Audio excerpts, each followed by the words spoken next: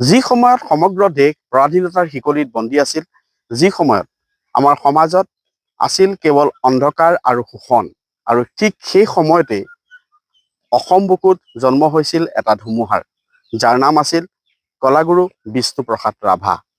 তেওঁ একেৰাহে কবি, গায়ক, গীতিকাৰ, সুৰকাৰ, অভিনেতা, নাট্যকাৰ আদি সকলো আছিল। কেৱল সাংস্কৃতিক জগততে আবদ্ধ নাথাকি তেওঁ ব্ৰিটিছৰ শাসন আৰু জমিদাৰী প্ৰথাৰ বিৰুদ্ধে সাংঘাতিক জংগী আন্দোলন গঢ়ি তুলিছিল। তেখেতে বিশ্বাস কৰিছিল যে প্ৰকৃত স্বাধীনতা ৰাজনৈতিক নহয়, অৰ্থনৈতিক আৰু সামাজিক মুক্তিৰ দ্বাৰাহে প্ৰকৃত স্বাধীনতা পাব পাৰি। যিগৰাকী শিল্পীয়ে নিজৰ জীৱনৰ সকলো সম্পত্তি দৰিদ্ৰ জনসাধাৰণ তথা কৃষকলৈ দান কৰিছিল, আৰু সেইকাৰণে সেইগৰাকী শিল্পীক কোৱা হৈছিল সৈনিক শিল্পী ও জনতাৰ শিল্পী।